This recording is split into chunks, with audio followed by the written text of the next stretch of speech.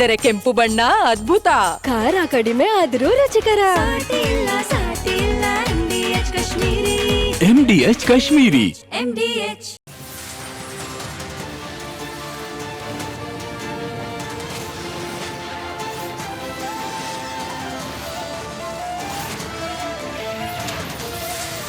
ನೀವು ನೋಡ್ತಾ ಇದ್ದೀರಾ ರಿಪಬ್ಲಿಕ್ ಕನ್ನಡ, ಇದು ನಿಮ್ಮ ಧ್ವನಿ.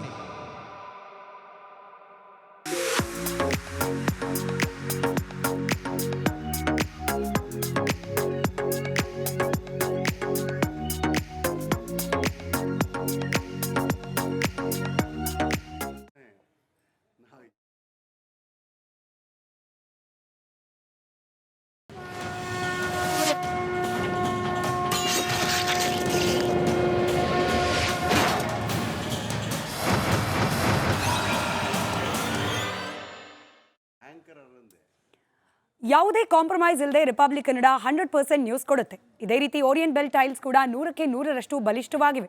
ನವ ಭಾರತಕ್ಕಾಗಿ ಹೊಸ ಆಯ್ಕೆ ಮುಖ್ಯ. ಇದೀಗ ಈ ಕ್ಷಣದ ಹೆಡ್ಲೈನ್ಸ್. ಮತಗಳ್ಳತನ ಹೇಳಿಕೆಗೆ ಕೆರಳಿದ ರಾಹುಲ್ ಗಾಂಧಿ, ಸಚಿವ ಸಂಪುಟದಿಂದ KN ರಾಜಣ್ಣಗೆ ಗೇಟ್ ಪಾಸ್.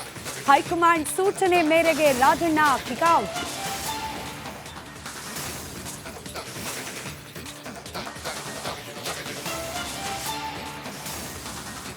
ಮತಗಳ್ಳತನ ಹೋರಾಟವೇ ಠುಸ್ಸಾಯ್ತಾ? ರಾಹುಲ್ ಹೋರಾಟಕ್ಕೆ ರಾಜಣ್ಣ ತಣ್ಣೀರ. ಹೋರಾಟದ ದಿಕ್ಕನ್ನೇ ಬದಲಿಸಿದ ಮಾಜಿ ಸಚಿವ.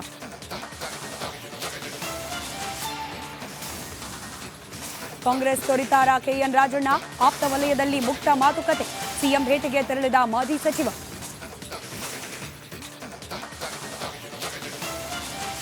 ರಾಜಣ್ಣ ವಜಾಗೊಳಿಸದೆ ವಿಪಕ್ಷಕ್ಕೆ ಬ್ರಹ್ಮಾಸ್ತ್ರ. ರಾಹುಲ್ ಗಾಂಧಿ ಬಾಂಬ್ ಸಿಡಿದಿದೆ, ಅರಗ ಟೀಕೆ. ಸಿಎಂ ಕುರ್ಚಿ ಕಾಲು ಅಲುಗಾಡ್ತಿದೆ, ಅಶೋಕ್ ಟಾಂಗ್.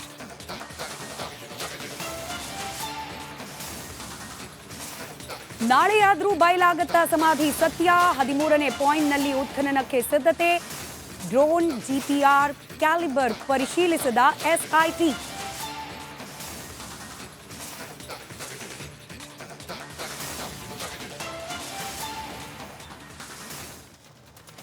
ನಮಸ್ಕಾರ, ಮಹಾಭಾರತ ಚರ್ಚಾ ಕಾರ್ಯಕ್ರಮಕ್ಕೆ ಸ್ವಾಗತ. ನಾನು ಸ್ಮಿತಾ ರಂಗನಾಥ್. ಕಳೆದ 15 ದಿನಗಳಿಂದ ಮಹಾಭಾರತದಲ್ಲಿ ಧರ್ಮಸ್ಥಳದಲ್ಲಿ ನಡೀತಾ ಇರುವ SIT ತನಿಖೆಯದ್ದೇ ಚರ್ಚೆ ಮಾಡ್ತಾ ಇತ್ತು.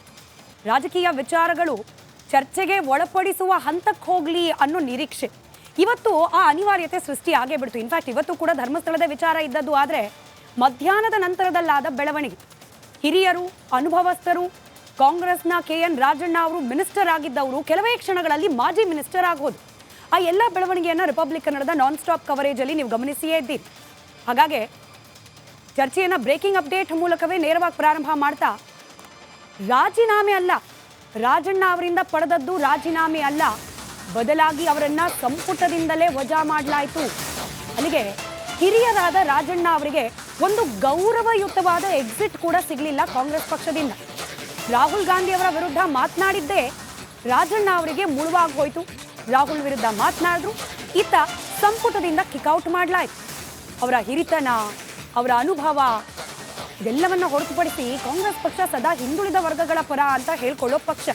ಕಡೆಗೆ ಆ ಹಿಂದುಳಿದ ವರ್ಗದ ನಾಯಕ ಅನ್ನೋದನ್ನ ಕೂಡ ಗಮನಕ್ಕೆ ತೆಗೆದುಕೊಳ್ಳದೆ ಕೇವಲ ರಾಹುಲ್ ಗಾಂಧಿ ಅವರ ವಿರುದ್ಧ ಮಾತನಾಡಿದ್ರು ಅನ್ನೋ ಕಾರಣಕ್ಕೆ ರಾಜಣ್ಣ ಅವರಿಗೆ ಇವತ್ತು ಸಚಿವ ಸಂಪುಟದಿಂದ ಗೇಟ್ ಪಾಸ್ ಕೊಡಲಾಯಿತು.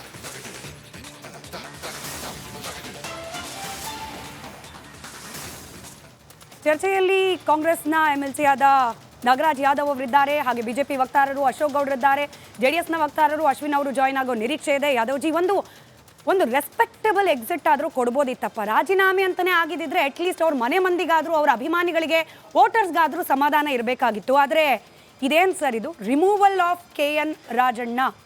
ರಿಮೂವಲ್ ಅಂದರೆ ಏನು ಸರ್? ಕಿಕ್ಔಟ್ ಅಂತನಾ? ಕಿಕ್ಔಟ್ ಅಂತಕ್ಕಂಥ ಪದಗಳು ನಾನು ಯೂಸ್ ಮಾಡಲ್ಲ. ಯಾಕಂದರೆ you may be an anchor will speak, but I a parliamentarian, I will not speak like that. ನಮ್ಮ ಪಾರ್ಟಿಯಲ್ಲಿ 2 ವಿಚಾರಗಳಿದೆ. ಇಂಟರ್ ಪಾರ್ಟಿ ಡೆಮೋಕ್ರಸಿ ಇದೆ, ಇಂಟರ್ ಪಾರ್ಟಿ ಡಿಸಿಪ್ಲಿನು ಇದೆ. ಯಾರಾದರೂ ಇಂಟರ್ ಪಾರ್ಟಿ ಡೆಮೋಕ್ರಸಿಲಿ ದೇ ಕ್ಯಾನ್ ಟಾಕ್ ಇನ್ಸೈಡ್ 4 ಗೋಡೆಗಳ ಮುಂದೆ ಪಕ್ಷದ ವಿಚಾರಧಾರೆಗಳನ್ನು, ಐಡಿಯಾಲಜಿ ವಿಚಾರದಲ್ಲಿ ಏನಾದರೆ ಮಾತಾಡಬಹುದು, ಪಕ್ಷದ ಭೇದ ಭಾವ ವಿಚಾರಗಳನ್ನು ಮಾತಾಡ್ಬೋದು, ಅನಿಸಿಕೆಗಳನ್ನು ವ್ಯಕ್ತಪಡಿಸ್ಬೋದು. ಅದೇ ರೀತಿ ಇಂಟರ್ ಪಾರ್ಟಿ ಡಿಸಿಪ್ಲಿನು ಇರ್ತಕ್ಕಂಥದ್ದು.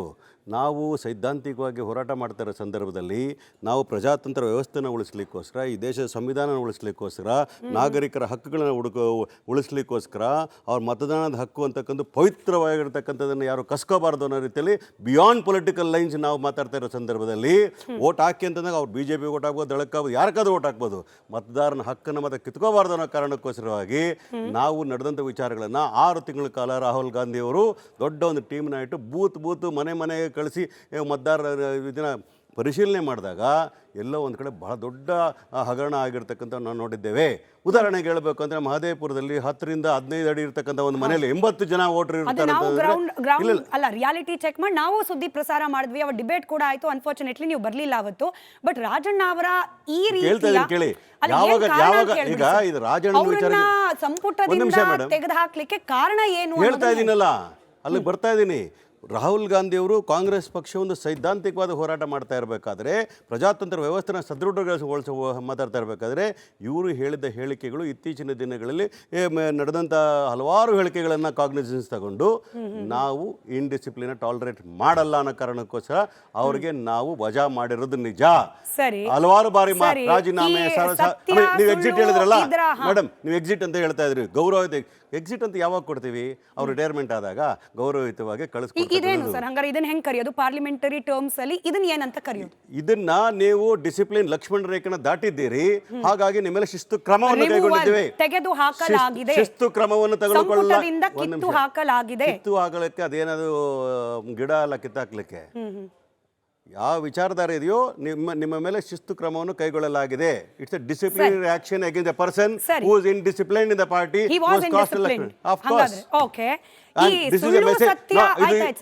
This is the message to the people of who are in the Congress party, who believes in Congress ideology, should be with their limits of talking. I have multiple questions, sir. ಬರ್ತೀನಿ ಅಲ್ಲಿಗೆ. ನಾನು BJP ವಕ್ತಾರರ ಹತ್ರ ಒಂದು quick reaction ತಗೊಂಡು ಬರ್ತೀನಿ. ಈ ಸತ್ಯ ಸುಳ್ಳು ಬೆಲೆ ಇತ್ಯಾದಿ ಅದಕ್ಕೆ ಹೋಗೋಣ ಅಶೋಕ್ ಗೌಡ್ರೆ. ಆದ್ರೆ ಇಲ್ಲಿ ಬಹಳ ಬೇಜಾರಿನ ಸಂಗತಿ ಅಂದ್ರೆ ಹಿಂದುಳಿದ ವರ್ಗಗಳನ್ನ ನೀವು ಬೆಂಕಿ ಹಚ್ಚಕ್ ಹೋಗ್ಬೇಡಿ.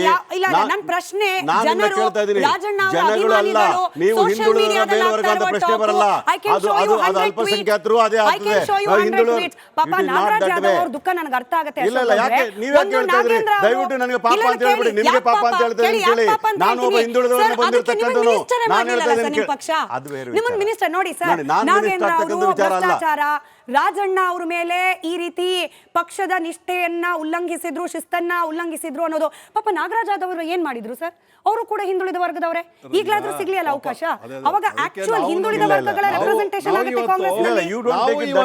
Sir, I pray for you. ಮಾತಾಡ್ಲಿ ಸರ್. ತಮ್ಮ ಚಾನೆಲ್ ಮೂಲಕ ನಾನು ಬಯಸ್ತಾ ಇದ್ದೇನೆ, ಹಿಂದುಳಿದ ವರ್ಗಕ್ಕೆ ಸೇರಿದಂತಹ ನಾಗರಾಜ್ ಯಾದವ್ ಅವರನ್ನಾದ್ರೂ ಮಂತ್ರಿ ಮಾಡಿ ಸತಿ. ಅವರು ಪಕ್ಷದ ಮತ್ತು ರಾಹುಲ್ ಗಾಂಧಿ ಅವರ ಕಟ್ಟುನಿಟ್ಟಿನ ಅಭಿಮಾನಿ, ಸಿದ್ದರಾಮಯ್ಯನವರ ಕಟ್ಟುನಿಟ್ಟಿನ ಅಭಿಮಾನಿ ಮತ್ತು DK ಶಿವಕುಮಾರ್ ಅವರಿಗೆ ಬೆಂಬಲಿಗರು ಸಹ. ಅದರಿಂದಾಗಿ ನಾನು ಇವತ್ತು ಸಮಸ್ತ ಕಾಂಗ್ರೆಸ್ನ ಮುಖಂಡರಿಗೆ ನಾನು ಆಗ್ರಹ ಮಾಡ್ತಾ ಇದ್ದೇನೆ, ಹಿಂದುಳಿದ ವರ್ಗದ ನಾಗರಾಜ್ ಯಾದವ್ ಅವ್ರನ್ನಾದ್ರೂ ಮಂತ್ರಿ ಮಾಡಿ.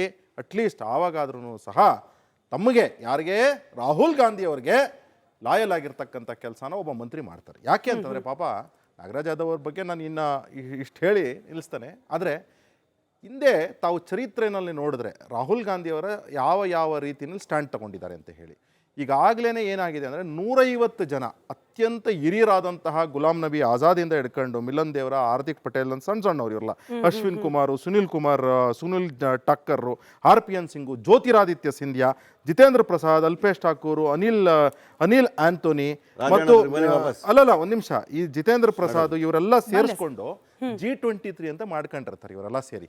ಈ G23 ನಲ್ಲಿ ಇರ್ತಕ್ಕಂಥ ನಾಯಕರುಗಳನ್ನೆಲ್ಲರೂ ಸೈಡ್ ಲೈನ್ ಮಾಡಿದ್ರು. ಅದಾದ್ಮೇಲೆ ಈಗ ಪಕ್ಷ ಬಿಟ್ಟೋಗಿರ್ತಕ್ಕಂತಹ ಸಂಖ್ಯೆ ಏನಿದೆ 150ಕ್ಕೂ ಹೆಚ್ಚಿನ ಹಿರಿಯ ನಾಯಕರು ಹೋಗಿದ್ದಾರೆ.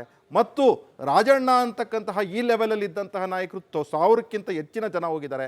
ಯಾರೇ ಆಗಲಿ ಏನೇ ಆಗಲಿ ರಾಹುಲ್ ಗಾಂಧಿ ಅವರ ಹೇಳಿಕೆಗಳನ್ನ ನೀವೇನಾದ್ರೂ ಖಂಡಿಸ್ರೆ, ಅಕಸ್ಮಾತ್ ಏನಾದ್ರೂ ಅವ್ರನ್ನ ಪ್ರಶ್ನೆ ಮಾಡ್ತಕ್ಕಂಥ ಕೆಲಸ ಮಾಡಿದ್ರೆ ನಿಮಗೆ ಡೆಮಾಕ್ರಸಿ ಅಂತಕ್ಕಂತಹದ್ದು ಭಾರತದಿಂದ ಪ್ರಶ್ನೆ ಮಾಡಿದ್ರೆ ರಾಹುಲ್ ಗಾಂಧಿ ಅವ್ರನ್ನ ಯಾವುದೇ ರೀತಿ ನೀವು ಕಟು ಟೀಕೆ ಪ್ರಶ್ನೆ ಅಥವಾ ಏನೇ ಮಾಡಿದ್ರು ಸಹ ಅಶ್ವಿನ್ ಅವರು ಕೂಡ ಬರ್ತಿದ್ದಾರೆ, ಅವ್ರ ಹತ್ರ ಕೂಡ ಒಪಿನಿಯನ್ ತಗೊಳ್ಬೇಕು. ನಾನು ಅಶೋಕ್ ಗೌಡ್ರಿಗೇನೆ ಪ್ರಶ್ನೆ ಕೇಳಬೇಕು. ಯಾಕಂದ್ರೆ ಈ ಮಾತಾಡುವವರ ವಿರುದ್ಧ ಕ್ರಮ ಅನ್ನೋದು ಕೇವಲ ಕಾಂಗ್ರೆಸ್ ನಲ್ಲಿ ಆಗಿಲ್ಲಲ್ಲ. ಬ್ರೇಕಿಂಗ್ ತಗೊಳ್ರಪ್ಪ ಸ್ಕ್ರೀನ್ ಮೇಲೆ. ರಾಜಕೀಯದಲ್ಲಿ ಪಕ್ಷಾತೀತವಾಗಿ ಸತ್ಯ ಮಾತನಾಡುವವರಿಗೆ ಕಿಮ್ಮತ್ತು ಅನ್ನೋದು ಇಲ್ವೇ ಇಲ್ವಾ? ನಿಜ ಯಾರು ಮಾತನಾಡ್ತಾರೋ ಅವ್ರ ವಿರುದ್ಧ ಆಪತ್ತು ಅನ್ನೋದು ತಪ್ಪೇ ಇಲ್ವಾ ಅಂತ. ಕಾಂಗ್ರೆಸ್ ಮಾತ್ರ ಅಲ್ಲ, ಬಿಜೆಪಿಯದ್ದು ಇದೇ ಕತೆ. ಯಾಕೆ? ಯತ್ನಾಳ್ ಸತ್ಯ ಮಾತನಾಡಿದ್ರು, ಉಗ್ರ ಶಿಕ್ಷೆ ಆಯ್ತು. ಆದ್ರೆ ಪಾಪ ಇದನ್ನ ಮರೆತು ಇವತ್ತು ಸಿ ಟಿ ರವಿ ಅವರು, ವಿಜಯೇಂದ್ರ ಅವರು ಕೇವಲ ರಾಜಣ್ಣ ಅವರ ವಿಚಾರವನ್ನು ಗಮನದಲ್ಲಿಟ್ಕೊಂಡು ಹೇಳಿಕೆ ನೀಡಿದ್ರು. ಬರ್ತೀನಿ ಸರ್, ಬರ್ತೀನಿ, ಯು ವಿಲ್ ಗೆಟ್ ಈ ಮಾತಾಡೋಕೆ ಅವಕಾಶ. ಅದೆರಡು ಬೈಟ್ ಪ್ಲೇ ಮಾಡ್ಕೊಂಡು ಬನ್ನಿ.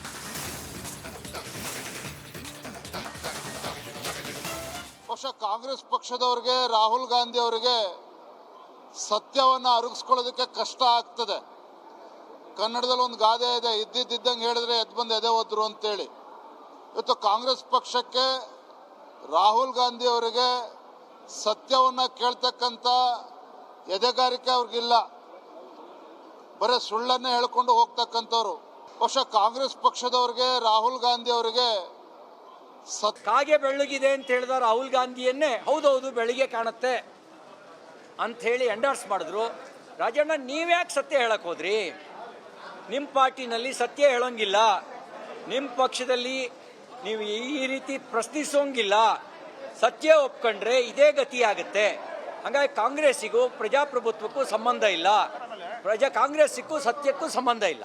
ಕಾಗೆ ಬೆಳ್ಳಗಿದೆ ಅಂತ ಅಲ್ಲಿಗೆ ಅಶೋಕ್ ಗೌಡ್ರೆ, ಸತ್ಯಕ್ಕೆ ಕಾಂಗ್ರೆಸ್ನಲ್ಲಿ ಬೆಲೆ ಇಲ್ಲ, ನಿಷ್ಠೂರವಾಗಿ ಮಾತನಾಡುವವರಿಗೆ ಕಾಂಗ್ರೆಸ್ನಲ್ಲಿ ಬೆಲೆ ಇಲ್ಲ, ಹಿಂಗೆ ಹೇಳೋ ವಿಜಯೇಂದ್ರ ಅವರಿಗೆ, ಸಿ ಟಿ ರವಿ ಅವರಿಗೆ ಯತ್ನಾಳ್ ಅನ್ನೋ ಕ್ಯಾರೆಕ್ಟರ್ ಮರ್ತೇ ಹೋಯ್ತಾ? ನೋಡಿ, ಒಂದೇ ಒಂದು, ನೀವು ಯತ್ನಾಳ್ರನ್ನ ಮತ್ತು ಕೆ ಎನ್ ರಾಜಣ್ಣವರ ವಿಚಾರನ ಎರಡನ್ನೂ ನೀವು ಒಂದೇ ಸಮತೋಲನದಲ್ಲಿ ನೋಡೋಕ್ಕಲ್ಲ. ಯಾಕೆ ಅಂತ ಹೇಳಿದ್ರೆ, ಅಲ್ಲಿ ಯತ್ನಾಳವ್ರು ಏನು ಮಾಡ್ತಿದ್ರು ಅಂತ ಹೇಳಿದ್ರೆ, ನಮ್ಮ ನಾಯಕರು ಅಲ್ಲಲ್ಲ, ಸತ್ಯ ಅಲ್ಲ, ನಾಯಕರುಗಳನ್ನ ಪ್ರಶ್ನೆ ಮಾಡಿ ನಾಯಕರುಗಳನ್ನ ಕೆಟ್ಟದಾಗ ಟೀಕೆ ಮಾಡ್ತಾ ಇದ್ರು. ಆದರೆ ಇಲ್ಲಿ ಕೆ ಎನ್ ರಾಜಣ್ಣವರು ರಾಹುಲ್ ಗಾಂಧಿ ಅವ್ರ ಬಗ್ಗೆ ಆಗಲಿ ಸಿದ್ದರಾಮಯ್ಯವ್ರ ಬಗ್ಗೆ ಕೆಟ್ಟ ಪದನ ಉಪಯೋಗಿಸಿಲ್ಲ. ಇಲ್ಲ ಈಗೋ ವಿಚಾರ ಅದಲ್ಲ ಸ್ಮಿತಾ, ವಿಚಾರ ವೆರಿ ಸಿಂಪಲ್ ಆಗಿದೆ. ನೋಡಿ, ಏನು ಮಾತಾಡಿದ್ರು ಕೆ ಎನ್ ರಾಜಣ್ಣವರು, ನೀವು ಯಾವ ವಿಚಾರನ ಇಟ್ಕೊಂಡಿದ್ದೀರಾ ಆ ವಿಚಾರ ನಮಗೆ ತಿರುಗೇಟಾಗ್ತದೆ. ಯಾಕೆಂದ್ರೆ ಸಿದ್ಧಾಂತಿಕವಾಗಿ ನೀವು ಏನಂತ ಹೇಳಕ್ ಹೊರಟಿದ್ದೀರಾ, ಆ ಟೈಮಲ್ಲಿ ಅಧಿಕಾರದಲ್ಲಿದ್ದು ಮತ್ತು BLOನ ಕಂಟ್ರೋಲ್ ಮಾಡ್ತಿದ್ದಂಥವ್ರು ನಮ್ಮ ಸರ್ಕಾರದ ಮಂತ್ರಿಗಳು ಮತ್ತು ನಮ್ಮ ಸರ್ಕಾರದ ಅಧಿಕಾರಿಗಳಿದ್ದರಿಂದ BLS ಏನ್ ಮಾಡ್ತಿದ್ರು ಅಂತಕ್ಕಂಥ ಪ್ರಶ್ನೆ ಕೇಳ್ತಾರೆ. ಅಂದ್ರೆ ಅರ್ಥ ಏನು?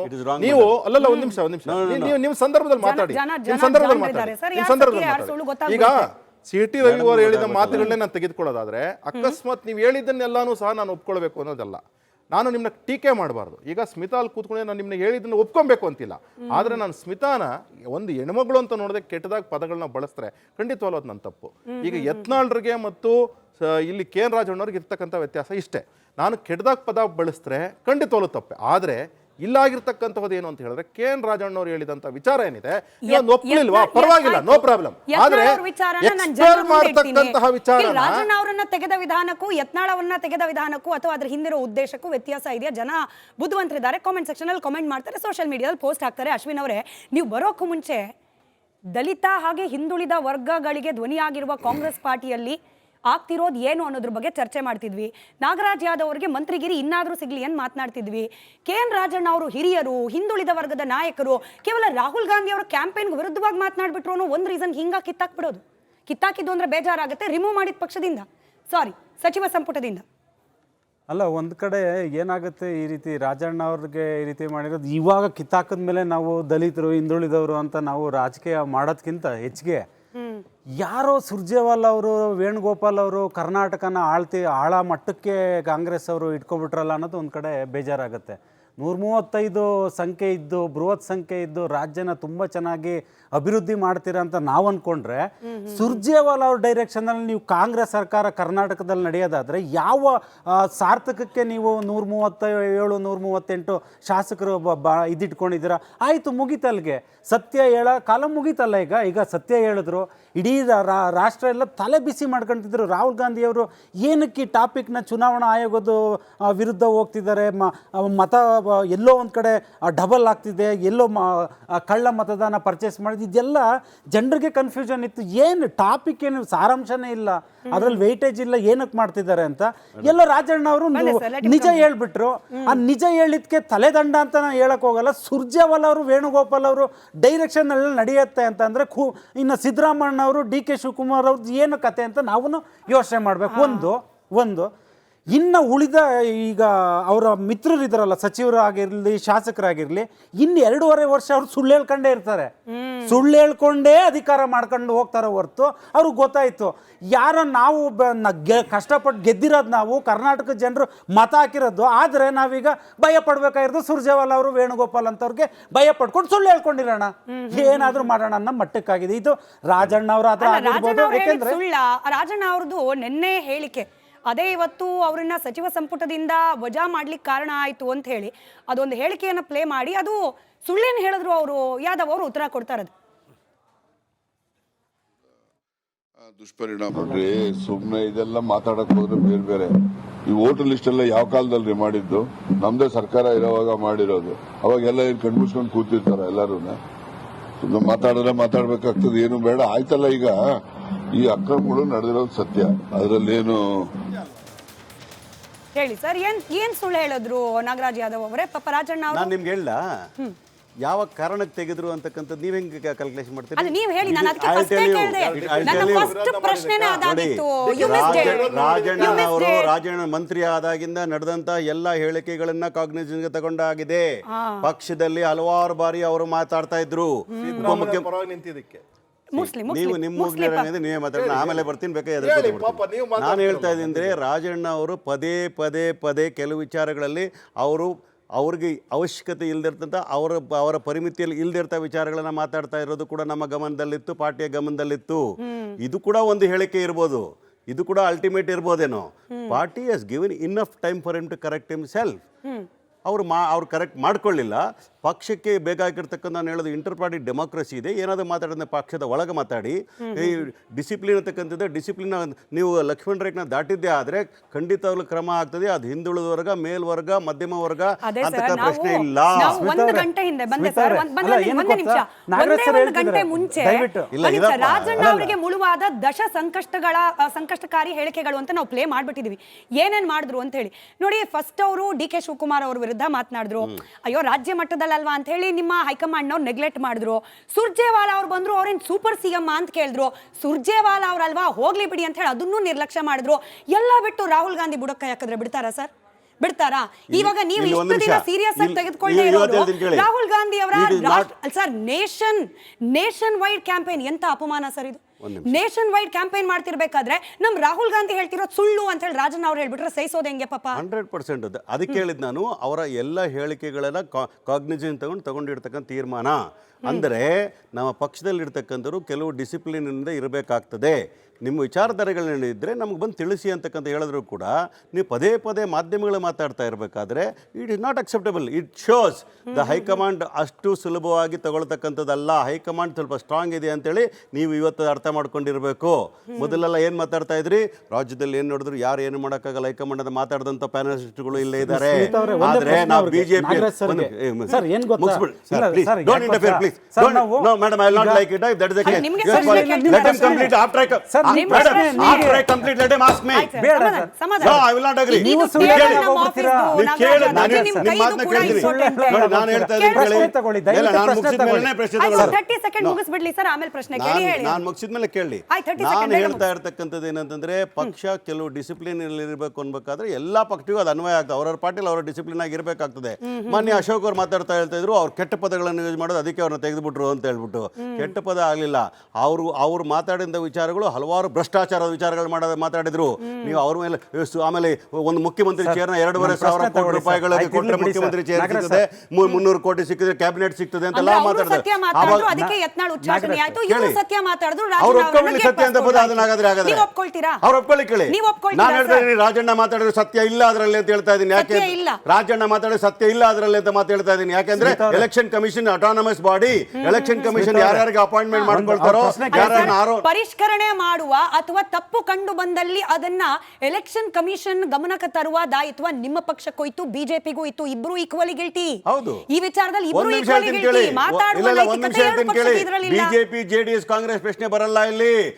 ನಾವು ಎಲೆಕ್ಷನ್ ಆದ ನಂತರ ಆಗಿರೋ ವಿಚಾರಗಳ ಬಗ್ಗೆ ನಾವು ಒಂದು ಸರ್ವೆ ಮಾಡಿ ನೋಡಿದಾಗ, ನಾವು ವಾಸ್ತವಾಂಶ ನೋಡಕ್ ಹೋದಾಗ ಇದು ಬೆಳಕಿಗೆ ಬಂದಿದ್ದು. ಎಲೆಕ್ಷನ್ ಮೊದಲೇ ಬಂದಿದ್ದೆ ಆದ್ರೆ ಖಂಡಿತವಾಗ್ಲೂ ಕೂಡ ವಿಚಾರ JDS ಆಗ್ಲಿ ಕಾಂಗ್ರೆಸ್ ಬಿಜೆಪಿ ಆಗ್ಲಿ ಹೈಕಮಾಂಡ್ ಬಹಳ ಸ್ಟ್ರಾಂಗ್ ಅಂತ ಇದ್ರು. ಅವ್ರ ಹೈಕಮಾಂಡ್ ಸ್ಟ್ರಾಂಗ್ ಇಲ್ಲ, ನಮ್ಮ ಹೈಕಮಾಂಡ್ ಸ್ಟ್ರಾಂಗ್ ಇದೆ. ನಮ್ಮಲ್ಲಿ ಇಂಡಿಸಿಪ್ಲಿನ್ ಟಾಲರೇಟ್ ಮಾಡೋದಿಲ್ಲ, ಸಂವಿಧಾನ ವಿರುದ್ಧವಾಗಿ ನಡ್ಕೊಂಡ್ರೆ ಟಾಲರೇಟ್ ಮಾಡೋದಿಲ್ಲ. ಪಕ್ಷದ ಸಿದ್ಧಾಂತ ನೀಡೋದಕ್ಕೆ ಯಾರು ಮಾತಾಡಂಗಿಲ್ಲ. ಪ್ರಶ್ನೆ ಕೇಳಿ.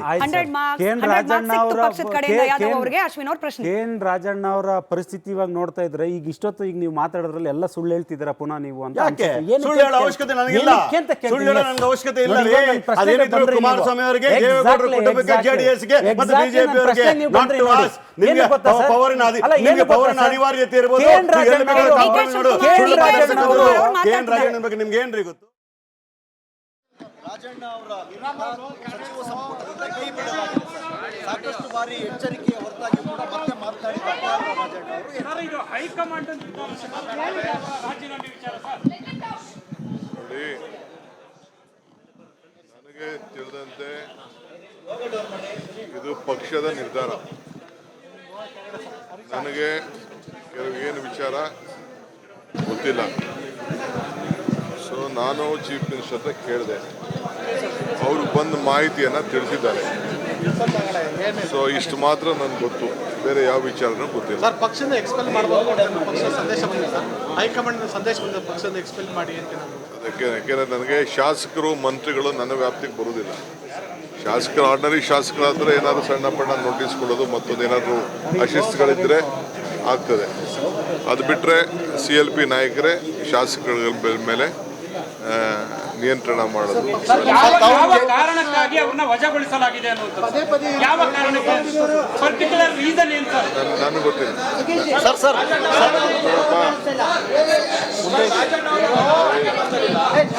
ಸರ್. ನೋಡಿ, ರಾಜಣ್ಣ ನನ್ನ ಆಪ್ತ ಮಿತ್ರರು, ನನ್ನ ಸ್ನೇಹಿತರು, 25 ವರ್ಷದಿಂದ ಜೊತೆಗೆ ರಾಜಕಾರಣ ಮಾಡ್ಕೊಂಡು ಬಂದಿದ್ದವರು. ನನಗೂ ಮನಸ್ಸಿಗೆ ಭಾಳ ನೋವಾಗ್ತದೆ. ಏನು ಮಾಡೋಕ್ಕಾಗಲ್ಲ, ಪಕ್ಷದ ತೀರ್ಮಾನ. ರಾಜೀನಾಮೆ ತಗೋಬೋದಾಗಿತ್ತು, ಅದರ ವಜಾ ಮಾಡೋದು ಒಂದಿರ್ತ ಅವಮಾನ ಅಂತ. ನನಗೆ ಗೊತ್ತಿಲ್ಲ ಅದು ನನಗೆ ಸರ್, ತಾವು ಪಕ್ಷದ ಅಧ್ಯಕ್ಷರು ಸರ್.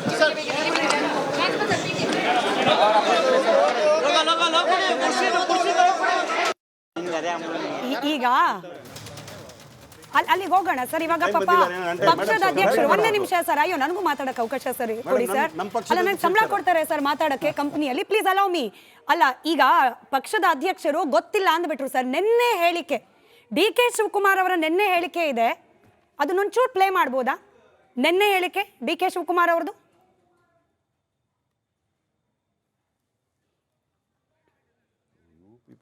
ರಾಷ್ಟ್ರ ಮಟ್ಟದಲ್ಲಿ ಹೋರಾಟ ಮಾಡ್ತಾ ಇದ್ದೀರಿ ಸರ್. ಖಂಡಿತ. ಆದ್ರೆ ನಿಮ್ಮದೇ ಸರ್ಕಾರದ ಸಚಿವರು ಇದು ನಮ್ಮ ಸರ್ಕಾರದ ಅವಧಿಯಲ್ಲೇ ಆಗಿದೆ ಅಂತ KN ರಾಜಣ್ಣ ಅವರು ಹೇಳ್ತಾ ಇದ್ದಾರೆ. ನಮ್ಮ ಅಧಿಕಾರಿಗಳು ಅದಕ್ಕೆ ಡೆಲ್ಲಿಯವರು ಮತ್ತು ಚೀಫ್ ಮಿನಿಸ್ಟರ್ ಇಬ್ಬರು ಉತ್ತರ ಕೊಡ್ತಾರೆ.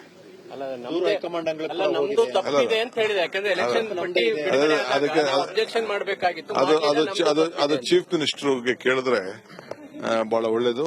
ಮತ್ತು ದೆಹಲಿಯವರು ಅದಕ್ಕೆ ಉತ್ತರ ಕೊಡ್ತಾರೆ. ರಾಷ್ಟ್ರ ಮಟ್ಟದಲ್ಲಿ ಹೋರಾಟ ಮಾಡ್ತಾ ಇದ್ದೀರಿ ಸರ್. ಖಂಡಿತ. ಅಲ್ಲ, ಅಶೋಕ್ ಗೌಡ್ರೆ ಈಗ ಹೇಳ್ತಾರೆ ನನಗೆ ಗೊತ್ತಿಲ್ಲ ಅಂತ. ನೀವು ಕೊಡಿ ಸರ್. ಅಲ್ಲ, ವಿರೋಧ ಪಕ್ಷ ಹೆಂಗ್ ನೋಡ್ತಿದೆ ಅದು ಇಂಪಾರ್ಟೆಂಟ್ ಅಲ್ಲ ಸರ್. ಡೆಮೋಕ್ರಸಿಲಿ ಅವ್ರಿಗೂ ಸಮಾನವಾದ ಮಾನ್ಯತೆ, ಗೌರವ ಎಲ್ಲ ಇದೆ. ಇವತ್ತು ಬೆಳಗ್ಗೆ ಹೇಳ್ತಾರೆ ರಾಜಣ್ಣ ಅವ್ರು ಏನ್ ಮಾತನಾಡಿದ್ದಾರೆ ಗೊತ್ತಿದೆ, ಅದನ್ನ ದೆಹಲಿ ನಾಯಕರು ಹಾಗೆ ಚೀಫ್ ಮಿನಿಸ್ಟರ್ ಕ್ರಮ ಕೈಗೊಳ್ತಾರೆ. ಈಗ ಕೇಳಿದ್ರೆ ನನಗೆ ಗೊತ್ತೇ ಇಲ್ಲ ಅಂತಾರೆ DK ಶಿವಕುಮಾರ್ ಅವರು. ಈಗಾಗಲೇ ಪಾಪ ನಾಗರಾಜ್ ಯಾದವ್ ಅವರು ಮಾತಾಡ್ತಾ ಅನೇಕ ವಿಚಾರಗಳಿಂದ ನಾವು ತೆಗೆದಿದ್ದೀವಿ ಅಂತ ಹೇಳಿ ಮೀಡಿಯಾ ಮುಂದೆನೇ ಹೇಳ್ತಾ ಇದ್ದಾರೆ ನಾಗರಾಜ್ ಯಾದವ್ ಅವರು. ಅಂದರೆ ಅರ್ಥ ಏನು ಅಂದರೆ, ಯಾವ ರೀತಿ ತುಮಕೂರಿನಲ್ಲಿ MLAಗಳನ್ನ ಎದುರಾಕೊಂಡ್ರು ರಾಜಣ್ಣವರು ಮತ್ತು ಕರ್ನಾಟಕ ರಾಜ್ಯದ ಉಪಮುಖ್ಯಮಂತ್ರಿಗಳಾಗಿರ್ತಕ್ಕಂಥ DK ಶಿವಕುಮಾರ್ನ ಎದುರಾಕೊಂಡ್ರು, ಮತ್ತು ಆ ಸಿಡಿ ಹಗರಣ ಕಳೆದ ಅಧಿವೇಶನ ನಡಿಬೇಕಾದ್ರೆ ಸಿಡಿ ಹಗರಣ ಆಚೆ ಬಂತು. ಆ ಟೈಮಲ್ಲಿ ತೆಗಿಲಿಲ್ಲ ರಾಜಣ್ಣನ. ಅಪೆಕ್ಸ್ ಬ್ಯಾಂಕಲ್ಲಿ ಹಗರಣ ಆಗಿ ಅಪೆಕ್ಸ್ ಬ್ಯಾಂಕ್ ಹಗರಣದ ಬಗ್ಗೆ ನಾವು ವಿಸ್ತಾರವಾಗಿ ಹೇಳಿದ್ರು ಸಹ ಅದ್ರ ಬಗ್ಗೆ ತೆಗ್ದಿಲ್ಲ. ಅವ್ರಿಗೆ ಸ್ಕೂಟ್ ಕೇಸ್ ಹೋಗ್ತಿದ್ರೆ ಪರವಾಗಿಲ್ಲ, ಆದ್ರೆ ಅವ್ರ ವಿರೋಧ ಮಾತ್ರ ಆಕ್ಷೇಪ ನಾನು ವಿರೋಧ ಮಾತ್ರ ಅದನ್ನ ನೀವು ನಿಮ್ ಟೈಮ್ ಬಂದಾಗ ಮಾತಾಡಿ.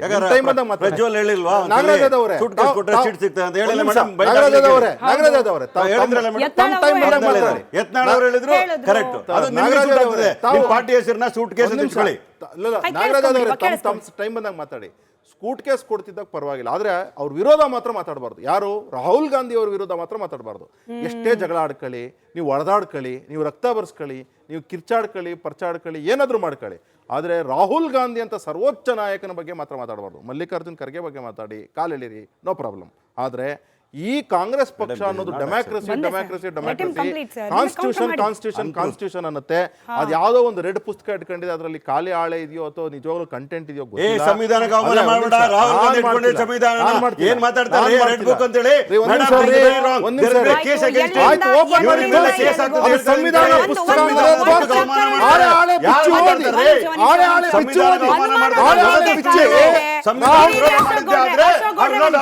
ರಾಹುಲ್ ಗಾಂಧಿಗೆ ಕಾನ್ಸ್ಟಿಟ್ಯೂಷನ್ ರಾಹುಲ್ ಗಾಂಧಿಗೆ ಕ್ರಿಟಿಸೈಸ್ ಮಾಡಬೇಕು. ಡೆಮಾಕ್ರಸಿ ಅದು, ಡೆಮಾಕ್ರಸಿ ಅದು, ಡೆಮಾಕ್ರಸಿ ಅದು, ಡೆಮಾಕ್ರಸಿ. ನೀವು ಕಾಂಗ್ರೆಸ್ ಕಲ್ಚರ್ ತೋರಿಸ್ಕೊಳ್ಳಿ, ಕಾಂಗ್ರೆಸ್ ಕಲ್ಚರ್ ತೋರಿಸ್ಕೊಳ್ಳಿ. Don't show your Congress culture being undemocratic. Don't show your Congress culture being undemocratic. I can show more than you, more than you. But don't show this indiscipline. ನಮ್ಮ ವೀಕ್ಷಕರ ಕಿವಿ ಹಾಳೆಗಳು ಒಡೆದೋಗ್ಬಿಡುತ್ರಿ. ಯಾದವ್ಜಿ ಅನುಮಾನ ಬರ್ಲಿಕ್ಕೆ ಕಾರಣ ಇದೆ. ಅನುಮಾನ ಬರ್ಲಿಕ್ಕೆ ಕಾರಣ ಇದೆ. ನಿಮ್ಮ ಪಕ್ಷದಿಂದಲೇ ರಚನೆಯಾದ ಸಂವಿಧಾನ ಬುಕ್ನಲ್ಲಿ ಏನು ಇರಲಿಲ್ಲ ಅನ್ನೋದು ನಾವು ಅಲ್ಲಿಗೆ ಹೋಗ್ತಿಲ್ಲ. ನಾವು ಅಲ್ಲಿಗೆ ಹೋಗ್ತಿಲ್ಲ. ರಾಹುಲ್ ಗಾಂಧಿ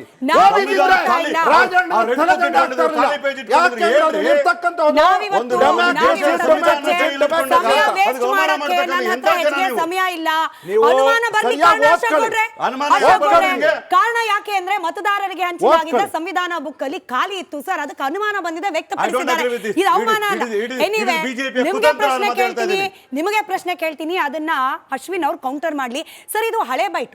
ಹೇಳಿದ್ದು ಈಶ್ವರಪ್ಪನವರನ್ನ ಕುರಿತಾಗಿ. ನಿಮಗೆ ಪ್ರಶ್ನೆ ಸರ್, ಹೇಳಿದ್ದು ಈಶ್ವರಪ್ಪನವರ ಕುರಿತಾಗಿ ಆದ್ರೆ ಇವತ್ತಿನ ಸಿಚುಯೇಷನ್ಗೆ ತುಂಬಾ ಚೆನ್ನಾಗಿ ಸೂಟ್ ಆಗುತ್ತಾ ಅಂತ ಹೇಳಿ ಮತ್ತು ವೈರಲ್ ಆಗ್ತಿದೆ ಸರ್. ಡಿ ಕೆ ಶಿವಕುಮಾರ್ ಅವರ ಈ ಸೆಟಲ್ಮೆಂಟ್, ನಿಮಗೆ ನೆನಪಿಸ್ತೀನಿ ಅದನ್ನ, ಸೆಟಲ್ಮೆಂಟ್ ವಿಚಾರಕ್ಕೆ ಸಂಬಂಧಪಟ್ಟ ಡಿ ಕೆ ಶಿವಕುಮಾರ್ ಅವರ ಹೇಳಿಕೆ ಇವತ್ತು ಸಿಕ್ಕಾಪಟ್ಟೆ ವೈರಲ್ ಆಗ್ತಿದೆ. ಕೇಳಿಸ್ಕೊಳ್ಳಿ.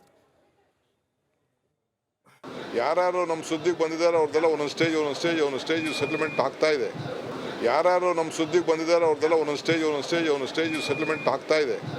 ಯಾರು ನಮ್ಮ ಸುದ್ದಿಗೆ ಬಂದಿದ್ದಾರೆ ಅವ್ರದ್ದೆಲ್ಲ ಒಂದೊಂದು ಸ್ಟೇಜ್ ಸೆಟಲ್ಮೆಂಟ್ ಆಗ್ತಾ ಇದೆ.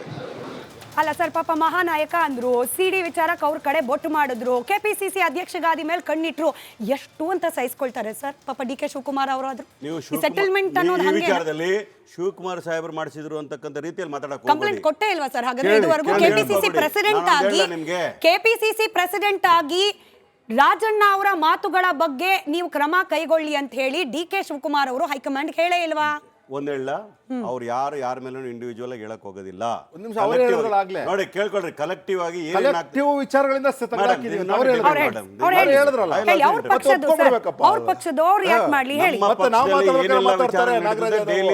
ರಿಪೋರ್ಟಿಂಗ್.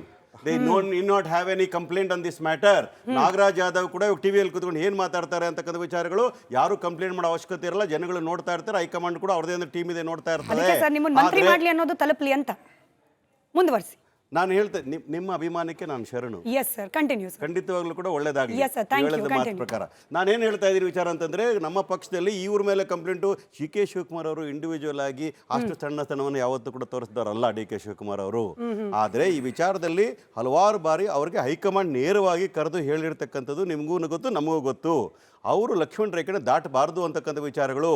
ಯಾವುದೇ ವಿಚಾರ ಇರಲಿ, ನೀವು ಎಷ್ಟೇ ವಿಚಾರ ಮಾತಾಡಿದ್ರು ಕೂಡ you have inter party democracy, ಅದರಲ್ಲಿ ಮಾತಾಡಿ ಅಂತ ಹೇಳಿದ್ರೆ ಅವ್ರು ಕೇಳಲಿಲ್ಲ. ಹಾಗಾಗಿ ಹೇಳ್ತಾ ಇರ್ತಕ್ಕಂಥದ್ದು, ನಮ್ಮ ಸರ್ಕಾರ ಮತ್ತು ಕೇಂದ್ರದಲ್ಲಿರ್ತಕ್ಕಂಥ ವಿರೋಧ ಪಕ್ಷದ ನಾಯಕರಾಗಿರ್ತಕ್ಕಂಥ ರಾಹುಲ್ ಗಾಂಧಿ ಅವರು ಈ ಸಂವಿಧಾನ ಆಶಯಗಳನ್ನು ಈಡೇರಿಸಬೇಕು ಅಂತ ಹೇಳಿ ಮಾತಾಡ್ತಾ ಇರಬೇಕಾದ್ರೆ, ಒಂದು ಸಂವಿಧಾನದ ಒಂದು ಕಾಪಿನ ಇಟ್ಕೊಂಡು ಇದನ್ನ ಕಾಪಾಡಬೇಕು ಅಂತ ಹೇಳಿದಾಗ ಅದಕ್ಕೆ ಅವೇಳನ ಮಾಡ್ತಕ್ಕಂಥ ವಿಚಾರಗಳೇ ಸಂವಿಧಾನ, ದೇಶ ಸಂವಿಧಾನ ನಮ್ಮೆಲ್ಲರ ಕರ್ತವ್ಯ. ಅದನ್ನ ಹಾಳುಗೆಡಲಿಕ್ಕೆ ಹೋಗಿದ್ದಾರಲ್ಲ ಈ ಬಿಜೆಪಿ ಅವರು. ಏನ್ ಹೇಳ್ಬೇಕು ಕೇಳಿ, ನೀವು ಸಂವಿಧಾನ ವಿರೋಧ ಮಾಡೋರ ಜೊತೆ ಕೂತಿದ್ರಲ್ಲ, ಏನ್ ಹೇಳ್ಬೇಕು? ವಾಪಸ್ ತಗೊಳ್ಳೆ ಮಾತನ್ನ. ರೆಡ್ ಬುಕ್ ಅಂತ ಹೇಳ್ಬೇಡಿ, ಸಂವಿಧಾನವನ್ನು ಅವಮಾನ ಮಾಡಬೇಡಿ. ಗಮನಕ್ಕೆ ಬಂದ ವಿಚಾರಗಳ ಆಧಾರದ ಮೇಲೆ ಉತ್ತರ ಕೊಡ್ಲಿ ಸರ್. ಇದು ಇಂಟರ್ನಲ್ ಡೆಮೋಕ್ರಸಿ ಅಂತ ಪಾಪ Nagaraj Yadav sir is a learned man, ಒಳ್ಳೊಳ್ಳೆ ಪದಗಳಲ್ಲಿ ಸಮರ್ಥನೆ ಮಾಡ್ಕೊಳ್ತಾರೆ. ಬಟ್ ನಮ್ಮ ಪೊಲಿಟಿಕಲ್ ರಿಪೋರ್ಟರ್ಸು ಈಗಷ್ಟೇ ಈ ರಾಜಕೀಯ ಪಡಸಾಲೆಲಾಗೋ ಸುದ್ದಿ ಚರ್ಚೆ ಅದನ್ನು ಆಧಾರವಾಗಿ ಇಟ್ಕೊಂಡು ಕೆಲವೊಂದಷ್ಟು ಬ್ರೇಕಿಂಗ್ ಅಪ್ಡೇಟ್ ಕೊಟ್ಟಿದ್ದಾರೆ. ಅದನ್ನ ಮುಂದೆ ಇಡ್ತೀನಿ, ಇಬ್ರು ಮುಂದೆನೂ ಹೇಳಿ. ಡಿ ಕೆ ಶಿವಕುಮಾರ್ ಅವರ ಕೆಪಿಸಿಸಿ ಅಧ್ಯಕ್ಷ ಸ್ಥಾನದ ಬದಲಾವಣೆಗೆ ಯಾರು ಪಟ್ಟು ಹಿಡಿದಿದ್ದು? ರಾಜಣ್ಣ ಅವರು. ಕೇವಲ ಇಷ್ಟು ಮಾತ್ರ ಅಲ್ಲ, ಅಪೆಕ್ಸ್ ಬ್ಯಾಂಕ್ ಚುನಾವಣೆ ನಡೆಯದಂತೆ ಅಡ್ಡವಾಗಿದ್ಯಾರು? ರಾಜಣ್ಣ ಅವರು. KMF ಅಧ್ಯಕ್ಷ ಸ್ಥಾನಕ್ಕೆ DK ಸುರೇಶ್ ಬರದಂತೆ ರಣತಂತ್ರ ಹೆಣೆದಿದ್ಯಾರು? ಸರ್ ಇಷ್ಟನ್ನು ಸಹಿಸ್ಕೊಳ್ತಾರ ಸರ್ DK ಶಿವಕುಮಾರ್ ಅವರು? ಇಲ್ಲ ಇಲ್ಲ ಇಲ್ಲ ಉತ್ತರ ಅಶ್ವಿನ್ ಅವ್ರ ಸರ್ದಿ, ಅದಾದ್ಮೇಲೆ ಅಶೋಕ್ ಗೌಡ್ರು ಹೇಳಿ. ನಾನು ಹೇಳ್ಬೇಕ್ರಿ ನಿಮ್ಗೆ ಹೇಳಿ ಸರ್, ಅವ್ರು ಏನ್ ಗಮನಿಸಿರ್ತಾರೆ ಹೇಳಿ ಸರ್. ಹೇಳಿ ಅಶ್ವಿನ್ ಅವ್ರು, ನೀವು ಹೇಳಿ. ನಮ್ಮ ಪಾರ್ಟಿ ಅವ್ರ ಪಾರ್ಟಿಗೆ JDS ಬೇಕು ಗೊತ್ತಿರ್ಬೋದಪ್ಪ, ಆಯ್ತು ಹೇಳಿ. ಕಾಂಗ್ರೆಸ್ ಹೆಂಗ್ ಗೊತ್ತಾಗ್ತದೆ? ಇಂಟರ್ನಲ್ ಡೆಮಾಕ್ರಸಿ ಅನ್ನೋದು ಎಲ್ಲಾರ ಹತ್ರಲ್ಲೂ ಇರುತ್ತೆ, ಅದು ನಿಮ್ಮಲ್ಲಿ ಇಲ್ಲ ಬಿಡಿ.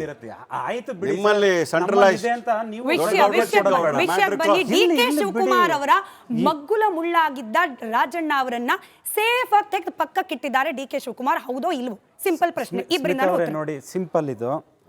ರಾಜಣ್ಣ ಅವರು ಏನು ಹೆಂಗಲ್ಲ ಅವ್ರು ಬಂದು ಈಗ ರಾಜಕೀಯದಲ್ಲಿ ಹೊಸದಾಗಿ ಹೆಜ್ಜೆ ಇಡ್ತಿರೋರು ಅಂತಲ್ಲ, ತುಂಬಾ ಎಕ್ಸ್ಪೀರಿಯನ್ಸ್ಡ್ ಸೀಸನ್ಡ್ ಪೊಲಿಟಿಷಿಯನ್ ಅವರು. ರಾಜಣ್ಣ ಅವರು ಕಳೆದ 2 ವರ್ಷದಿಂದ ಕೊಡ್ತಿದ್ದಂಥ ಹೇಳಿಕೆಗಳನ್ನ ಇದೇ ಕಾಂಗ್ರೆಸ್ನ ವಕ್ತಾರರು, ಇದೇ ಕಾಂಗ್ರೆಸ್ನ ನಮ್ಮ ಹಿರಿಯವರಾದಂಥ ನಾಗರಾಜ್ ಸರ್ ಆಗಲಿ, ಕಾಂಗ್ರೆಸ್ನ ಪ್ರತಿಯೊಬ್ಬರು ಮಿನಿಸ್ಟ್ರುಗಳಿಂದ ಹಿಡಿದು ಪ್ರತಿಯೊಬ್ಬರು ಸಮರ್ಥಿಸ್ಕೊಳ್ತಾ ಇದ್ರು. ಏನ್ ತಪ್ಪಿದೆ? ಒಂದ್ ಸೆಕೆಂಡ್ ನನ್ನ ಪ್ರಶ್ನೆ ನೀವು ತಗೊಳ್ಳಿ. ಒಂದ್ ಸೆಕೆಂಡ್ ನನ್ನ ಪ್ರಶ್ನೆ ನೀವು ತಗೊಳ್ಳಿ. ಪ್ರಶ್ನೆ ತಗೊಳ್ಳಿ, ಟಾಪಿಕ್ ಡೈವರ್ಟ್ ಮಾಡೋದು ಬೇಡ. ಇರ್ಲಿ ಆಯ್ತಾ ಸ್ಮಿತಾ ಅವರೇ, ಆಯ್ತಾ? ಪ್ರತಿಯೊಂದು ವಿಚಾರದಲ್ಲೂ ರಾಜಣ್ಣ ಅವ್ರನ್ನ ಸಮರ್ಥಿಸ್ಕೊಳ್ತಾ ಇತ್ತು ಕಾಂಗ್ರೆಸ್. ಇವತ್ತು ಏನಕ್ಕೆ ಅಂದ್ರೆ ಅಪೆಕ್ಸ್ ಬ್ಯಾಂಕ್ ನೋಡಿ, ಅಪೆಕ್ಸ್ ಕಂಪ್ಲೀಟ್ ಮಾಡ್ಬಿಡ್ತೀನಿ ಇಲ್ಲ, ಅದನ್ನು ಸೇರಿಸ್ಕೊಂಡು ಹೇಳಿ. ಕಾಂಗ್ರೆಸ್ ಪಕ್ಷವೇ ಸಮರ್ಥಿಸ್ಕೊಳ್ತಾ ಇತ್ತಾ ಅಥವಾ ಸಿದ್ದರಾಮಯ್ಯನವರ ಆಪ್ತರು ಅನ್ನೋ ಕಾರಣಕ್ಕೆ ಆ ಬಣ ಸಮರ್ಥಿಸ್ಕೊಳ್ತಾ? ಕಾಂಗ್ರೆಸ್ ಪಕ್ಷ ಆದಿಯಾಗಿ PCC ಅಧ್ಯಕ್ಷರಾದಿಯಾಗೂ ಸಮರ್ಥಿಸ್ಕೊಳ್ತಾ ಇದ್ರು. ರಾಜಣ್ಣ ಅವರು ಮಾತಾಡೋದ್ರಲ್ಲಿ ತಪ್ಪೇನಿಲ್ಲ ಅಂತ. ಯಾಕೆಂದ್ರೆ ಅವಾಗ ಅಪೆಕ್ಸ್ ಗಲಾಟೆ ಇರಲಿಲ್ಲ, ಗಲಾಟೆ ಇರಲಿಲ್ಲ, ಅಧ್ಯಕ್ಷರು ಗಲಾಟೆ ಇರಲಿಲ್ಲ. ಈ 3 ಗಲಾಟೆಗಳು ಯಾವಾಗ ಬಂದು ಅವಾಗ ಒಂದು ಭಾಗ ರಾಜಣ್ಣ ಅವರು ಏನ್ ಮಾತಾಡ್ತಿದ್ರು ಅದೆಲ್ಲ ತಪ್ಪು ಅಂತ ಹೇಳ್ತಾ ಬಂದ್ರು. ಆದ್ರೆ ಕ್ಯಾಬಿನೆಟ್ ಅವ್ರು ಇರ್ಬೋದು, ಶಾಸಕರು ಇರ್ಬೋದು, ಕಾಂಗ್ರೆಸ್ನ ವಕ್ತಾರಗಳಿರ್ಬೋದು, ರಾಜಣ್ಣ ಅವ್ರು ಸರಿನೇ ಹೇಳ್ತಿದ್ದಾರೆ.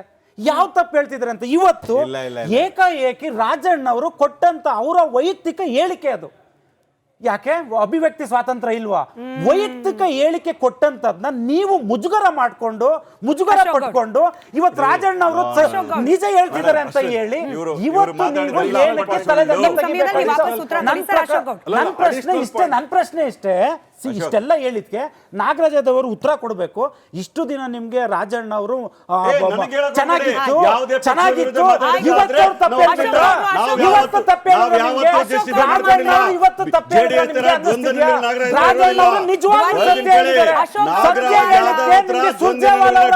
ಸುರ್ಜೇವಾಲ ಅವರ ಆರ್ಡರ್ ಮೇಲೆ ಸುರ್ಜೇವಾಲ ಅವರ ಆರ್ಡರ್ ಮೇಲೆ ಕಿತ್ತೆಸಿದ್ದೀರಾ. ಕರ್ನಾಟಕ ಮತದಾರರು ಸುರ್ಜೇವಾಲ ಅವರಲ್ಲ, ವೇಣುಗೋಪಾಲ್ ಅವರಲ್ಲ, ಡೆಲ್ಲಿ ಅವರಲ್ಲ, ಕರ್ನಾಟಕ ಮತದಾರರು ರಾಜಣ್ಣ ಓಟ್ ಹಾಕಿ ಗೆಲ್ತಿದ್ರು. ನಿಜ ಇದಕ್ಕೆ ಆನ್ಸರ್ ಕೊಡಿ ದಯವಿಟ್ಟು. ಇದೆಲ್ಲದಕ್ಕೂ ಕಾರಣ ಏನಂದ್ರೆ ಪಾಂಡವಪುರದಲ್ಲಾದಂತ ಸೋಲಾರ್ ಪ್ಲಾಂಟ್ ಏನಿತ್ತು ಅದರಲ್ಲಿ ನನಗೆ ಶೇರ್ ಬಂದಿಲ್ಲ ಅಂತ ಪಾಪ ರಾಜಣ್ಣವರು ಯಾರು ಡೆಪ್ಯೂಟಿ ಸಿಎಂ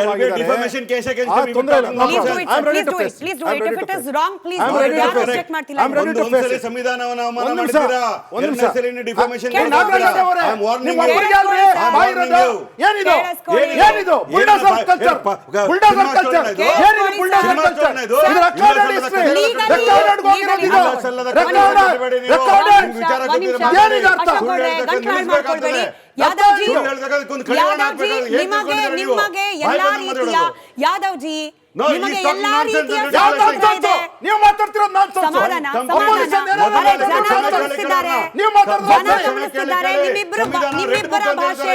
ನಿಮ್ಮಿಬ್ಬರ ಭಾಷೆನ ಜನ ಗಮನಿಸ್ತಿದ್ದಾರೆ.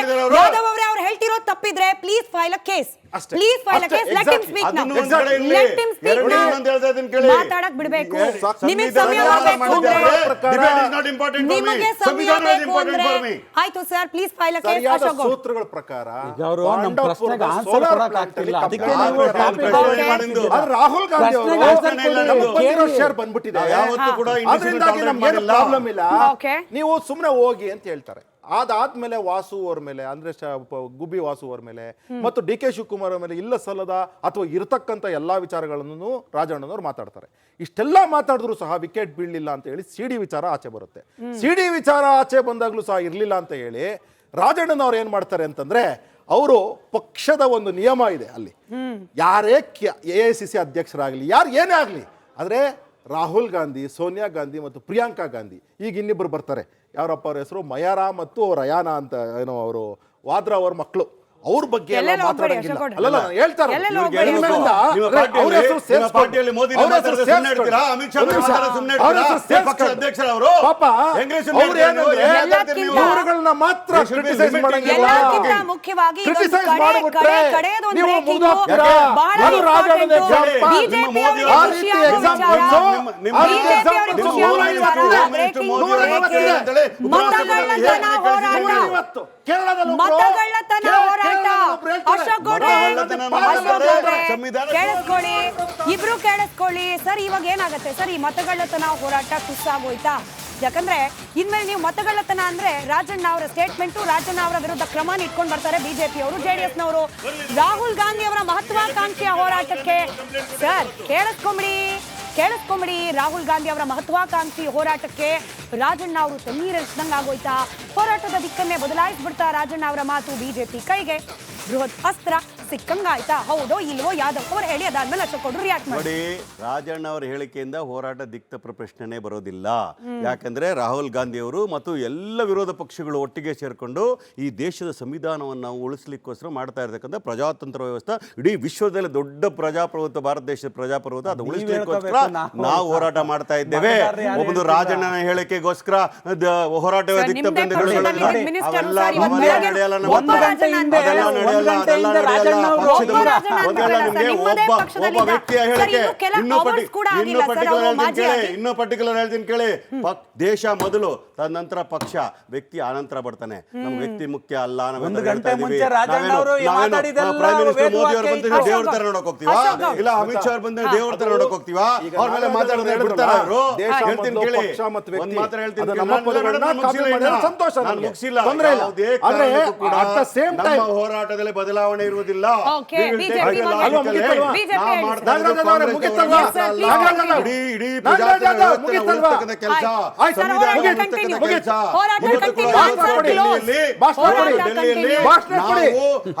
ಎಲೆಕ್ಷನ್ ಕಮಿಷನ್ ಹಾಗಾಗಿ ನಾನು ಹೇಳ್ತಾ ಇದ್ದೀನಿ, ನಿಮ್ಮ ಪಕ್ಷದಲ್ಲಿ ಸರ್ವಾಧಿಕಾರಿಗಳು